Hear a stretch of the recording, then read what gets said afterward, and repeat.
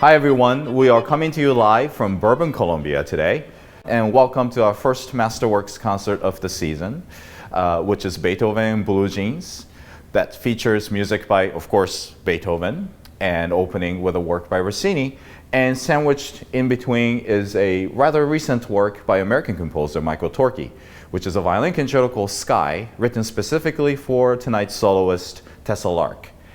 Recently, I had a chance to sit down with Tessa Lark via Zoom and catch up with her a little bit and talk a lot about Torque's new piece that was, again, specifically written for Tessa. So please enjoy our conversation with Tessa. Yay. Okay, and it's a great pleasure to welcome violinist Tessa Lark to this conversation to talk about the Michael Torke Concerto, Sky, and the piece that was specifically written for Tessa with a consortium of, I think, 11 orchestras altogether or so. So Yeah. welcome, Tessa, and how are things with Well, you? first of all, thank you so much. It's a pleasure. Yeah, things are good. Just like you, I know you've been traveling everywhere, and I just got back to New York City a day ago, and I have 4 days at home now, which is the longest I will have been home since June. Nice. So it Yeah, feels like a vacation. It's nice. right. Yeah. So, well, thank you. Thank you so much for taking the time to talk to me during your busy schedule. And we did, I think we were just talking before we started recording. I think you came to play the Beethoven Concerto with us in Colombia. I think it was like March of 2019, if I'm not mistaken. So, Yeah, and I think, four times. yeah, exactly. And, it's one of those things. I think we were trying to have you back, I think, to do the barber. That Yeah. was like in 20 sometime, it's like, so hmm now, finally, like, sort of the schedule and everything worked out. So I'm very excited to have you back to Colombia. And especially, I really fell in love with this concerto when I heard your recording of it, when you recorded it with Albany. And so that was, one of the pieces I was really sort of keen on, bringing to our audiences in Colombia. And so glad that you can play this piece with us. But before we get to the piece, I think, some of our listeners, many of our listeners are probably familiar with your background and your musical background and, personal background and so forth, your like origin story in a way. But some, there might be others who are not familiar. And I think it's, to me, like, it's important to sort of, talk about it to before we talk about this particular piece. I think because, I think this was a piece that was tailor made for you, and your musical personality and so on. So, would you mind telling us a little bit about your sort of like your background, how you got started on the violin, and what, like, who your earliest musical heroes were, Sure. and so on. Yeah. Yeah, yeah, it's all definitely related to this concerto. So I was born and raised in Kentucky, and my parents are still there. And nobody in the family is really a professional musician, but there was just so much of a love for music, all types of music on both sides of my family. And my parents actually got together through bluegrass music and clogging. They're actually both great cloggers. And my father would play in those bands while folks were dancing. He plays banjo. Mm-hmm. And so those were my early influences of music. And I actually played the mandolin before anything else when I was 4 years old. So my Oh, first, wow. Okay. yeah, the first tune I learned was Boil 'em Cabbage Down. So that's really how I got started with music. And I just wanted to play anything I could get my hands on, but in particular, actually, the piano. And so my parents found a teacher for me to play piano, but since we didn't have a real one at the time, the teacher said, why don't we just wait for you to get a real piano? We could start lessons then. But meanwhile, I teach violin. Would she like to start with that? And I said, fine, whatever. I was around 6.5 at this time. But then my parents said I declared myself a violinist about half a year later after I started. Nice. Of course, I have no recollection of this, but I'm still playing, so I must have met it. But I always, even that teacher, Catherine McGlasson, who's now in Tennessee, she would supplement my classical training with fiddle music all the time. And so fiddling and bluegrass and other improvised, Americana styles have always been part of my musical upbringing. And other influences, you were asking about that. Mark O'Connor was a big mentor of mine. I went to a lot of his summer camps. Edgar Meyer is somebody who, the way he lives in music is super inspirational to me. But then, of course, all my classical teachers, Kurt Sussman's house, I studied with him in Cincinnati. Right. Yeah. Miriam Fried is like a second mother to me. And that's how I ended up getting to the East Coast in Boston. Right. And there have just been so many other people along the way. But I have to say, as human beings, you can't help but be influenced by everything that you interact with in life. So I feel like even my fiddling style has everything to do with my classical teachers and vice versa. When I approach, like Tchaikovsky concerto last minute, I probably can't help but sound a little bit like a fiddler when I play some of those sections. So they all have had such a major influence on me.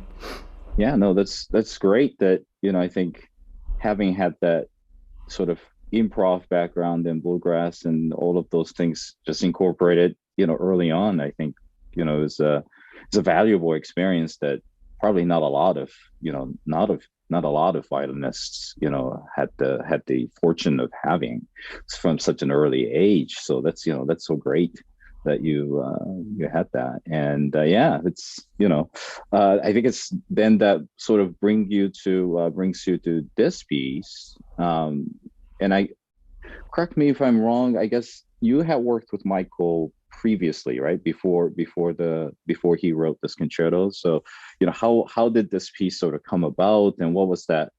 I mean,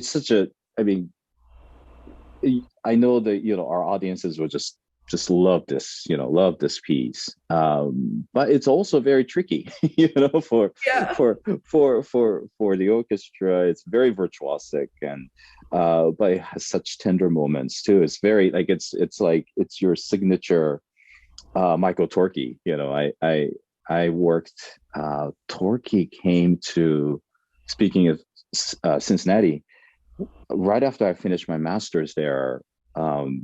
He came to be one of the guest faculty at the annual New Music Festival, and so I got to conduct a few of his pieces, and so that was a fascinating experience that I still remember. But how did this sort of project come about? And it was a fairly large consortium of orchestras from around the country who were involved in it, and so on. So if you don't mind sharing with us a little bit about that, that'd be great. Sure. Yeah, of course. So I played a recital in Weill Hall at Carnegie Hall, and they have a program where they just offer some of their performers a chance to commission a composer for a piece for their performances. And it was actually my fiance, Michael Thurber, who's also a musician. I told him about this opportunity, and he said, you should check out Michael Torke's music. I played it in high school, and it's really amazing. So it was through that Michael that I got to this Michael Torke, and I listened to his music, and it's just so beautiful. And I mean, of course, with a lot of the titles of his music, I gathered that he, maybe had synesthesia, where he, sees colors with music. And but it actually is, even if you don't know that, very colorful music, and it just really maybe not necessarily programmatic, but just really brings out a lot of, visual and characterful elements. It's just so beautiful. So I decided to reach out to him, and he wrote me a sonata called Spoonbread. And spoonbread is a popular dish known in Kentucky. It's just like a really moist, like buttery bread that you have to eat with a spoon because it's just so rich. Yeah. Right. And there's a spoonbread festival that happens in the summer right near where I grew up in Berea, Kentucky. And I was telling Michael about this. And so he was inspired by that, entitled the piece Spoonbread. And as I was recording the piece for him, this is 2017, he had admitted to me that though the program notes said that piece was inspired by my Kentucky background, it in fact was not at all. And he was actually inspired by Beethoven Kreutzer Sonata, which is so far away from any of that. And so he wanted to right his wrong and compose an actually fiddle-inspired piece for me. And so he asked, would you be interested in doing a violin concerto? And I mean, of course, that's phenomenal. And that's how this came about. And so he asked me during the process, who should I listen to? And so I got to send him a lot of my early influences, actually. Yeah. About and Mark O'Connor. He listened to a few banjo players. Of course, he found Bela Fleck, and I sent him all my ladies, my friends that are slowly taking over the scene, like Sierra Hull and Sarah Jaros, and these beautiful voices, Aoife O'Donovan. And from there, he just went off on his own journey finding other people, but he would send me names, and he said, do you know who Alison Krauss is? And she was a formative sound of mine. And so he was just finding and falling in love with the exact same people that I have loved my whole life.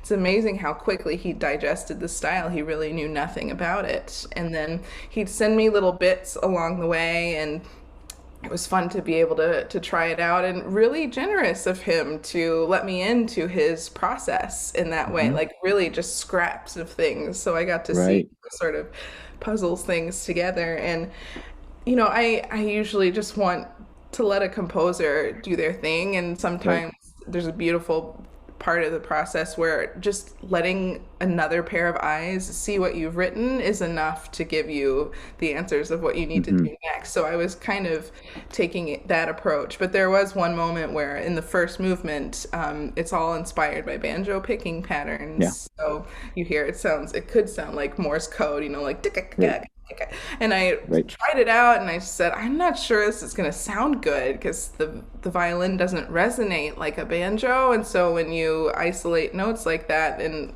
a triad, like it'll still resonate and sound like a full chord. And I just kind of pushed back with that technique. It's like, it's going to sound weird and it's really hard. And Michael Torkey said, too bad. I'm gonna do it anyway. And I'm so glad he did, because it's a really cool piece and it's a really cool effect. And after that moment, I was like, I need to let this guy do his thing. He's such a genius. And so then we got this piece. The second movement is inspired by a Martin Hayes recording that Michael Torkey found, and very similar to some traditional Paddy Fife tunes. He was a writer of Irish tunes that are just so beautiful, and so you hear that sort of nostalgia in that movement. And then last one is an absolute hoedown. Just a lot of fun and crazy for the orchestra too, like the counting and the different rhythms and grooves, but it's worth all the efforts.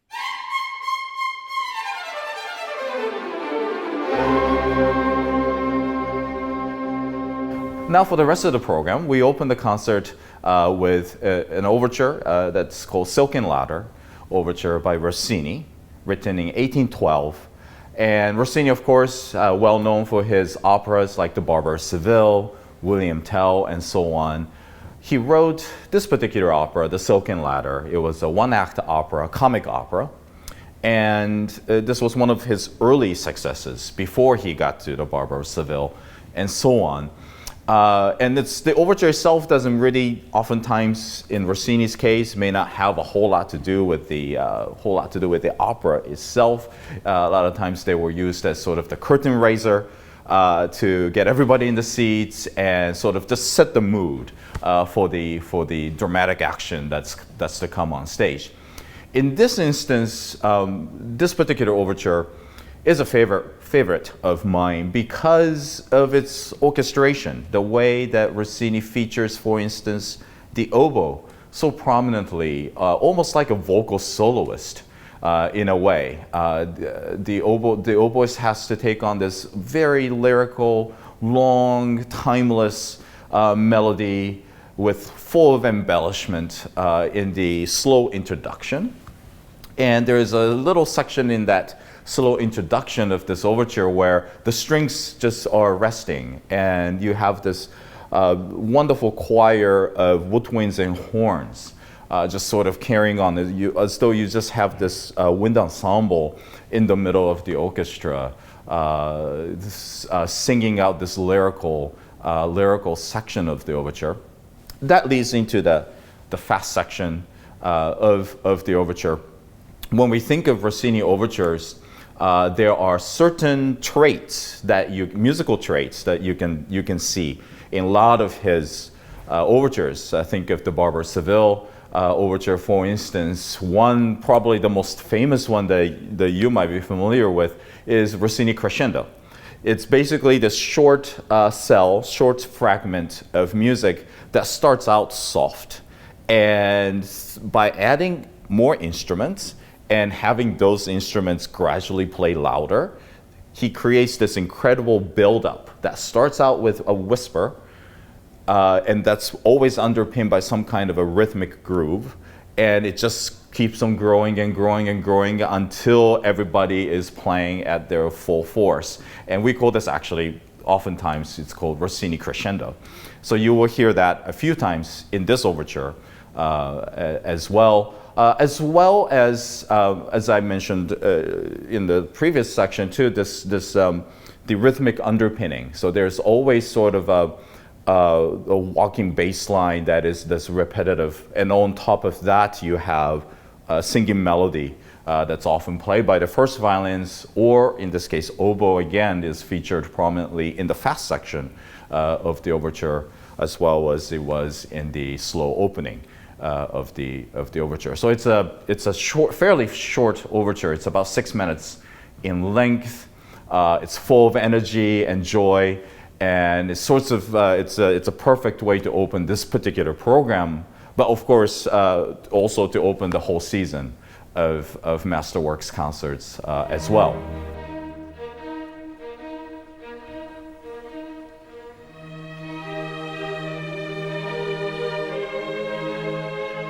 After the intermission, we go to Beethoven. Of course, this is our annual Beethoven Blue Jeans concert. So we have a major work by Beethoven. And this year we are featuring his Symphony No. 4. His Symphony No. 4 oftentimes gets compared to its predecessor, the revolutionary and gigantic Eroica Symphony, which was Beethoven's third symphony, and the famous Beethoven's fifth symphony. Of course, the fourth often gets compared to, or often it's described for what it's not. What it's not is the heroic proportion of the third, or the drama of the fifth symphony. Robert Schumann, who was, of course, a well-known composer who came a few decades after Beethoven, he actually described this particular symphony as sort of a slender Greek maiden sandwiched between two Nordic giants in a musical term. And that's in a way that's true. But you do see in what this piece is it shows Beethoven's sort of humorous side, his lighthearted side. Sort of you hear his influence from composers like Mozart and Haydn just before him, but then kind of taking those classical influences and turning it into his own musical language. It starts out, it's in 4 movements, of course, set up as a prototypical classical symphony. First movement Starts out with a rather long, slow introduction that starts very quietly. Not only is it quiet, there are a lot of moments of almost like a status where the musical action seems very still because it's held together by long, sustained, quiet notes with barely any sort of rhythmic action underneath. To the degree where Carl von Weber, who was also a famous composer, came just after Beethoven, once described it as, well, there's nothing much happening in this introduction. There are a few notes that, you hear a few notes every quarter of an hour, or something was how Weber described it. But it's all done in purpose. He starts out this slow introduction as a sort of a mysterious opening in a different key than the main home key of B flat major. And it's a slow build up until the whole orchestra comes in to start the allegro, the main section, the fast section of the first movement.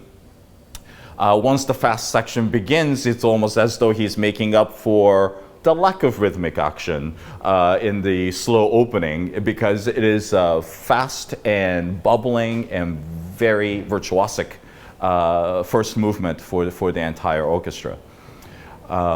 It's full of, this symphony to me is compared to sort of what a lot of people might think of Beethoven as somebody who was very serious and maybe stern-faced and all of these things, but Beethoven had a very humorous side too, and you will hear that the lighter side in a way, in a sense of Beethoven's character reflected in this music throughout. The second movement is a slow movement that features some beautifully lyrical themes, but its underpinning is very rhythmic. So you will hear this almost like a clock ticking type of musical accompaniment that is featured almost throughout. It starts the movement before the slow melody comes in. At one point, that little ticking, in a way, the rhythmic accompaniment takes on the major role, and then he will work through that particular idea in the middle of the movement. The third movement is a very short movement, and it is a scherzo. So whereas in the symphonies by Haydn or Mozart, the third movement was a minuetto. So it was felt in one, but it's in fast 3 rhythm. So 1, 2, 3, 1, 2, 3, and it was more of a elegant dance form. Beethoven changed that minuetto to what he called scherzo, which literally means a joke, and it's a lot quicker. The whole thing it's more energetic, more upbeat. It's probably not really possible to dance to it, at least elegantly, as it is in minuetto. And he uses a section called trio, which gives a little bit of a sense of repose, and then goes back into the scherzo. And usually in the past, scherzo or minuetto movements were in 3 parts. So you had the minuetto section, and you had this middle section called the trio, which was slightly contrasting, and then you go back to the minuetto, and that was the end of the movement. Beethoven started using what we call double scherzo. So not only is the character different, so it's now scherzo, and he actually adds the second trio. So he goes scherzo, contrasting trio, scherzo theme, and then he'll go back to the trio for the second time. So now he's making what was a 3-part form into basically a 5-part form, because he then closes out with the scherzo idea again. And that's a feature that you can hear in his later symphonies as well. Most notably in the 7th Symphony, you can hear that same kind of feature. Which then leads to the last movement. The last movement is among the musicians, it's well known for its technical challenges, because he gives a flurry of fast notes to everybody in the orchestra, but most notably there are these very fast technical lines to solo woodwinds solo bassoon, for instance, clarinet, and so on. And it is just a movement full of energy, where it just seems like everybody's just playing fast notes all the time, and it just goes into this brilliant conclusion. So again, this particular symphony is interesting because it was written actually right around the same time, and we know this because Beethoven left sketchbooks with different musical ideas. So we know that this piece was written basically right around the same time that he was starting to work on the Fifth Symphony. So the contrast between the mood, the contrast in the mood between the Fifth Symphony, which is well known for this fateful, very dramatic, sometimes feels very stern music, to this very light-hearted and very energetic quality of the Fourth Symphony is very interesting. But overall, this with Torquay, his brilliant bluegrass-inspired concerto Sky in the middle, with this very bubbly overture by Rossini, which is almost like opening a bottle of champagne in a way, musically speaking, and then ending with this exuberant Fourth Symphony of Beethoven. This is a perfect way to celebrate the opening of our new concert season, which promises to have many, many highlights throughout the year. So I hope you can join us for not only this concert, but throughout this incredible season that we have planned for you.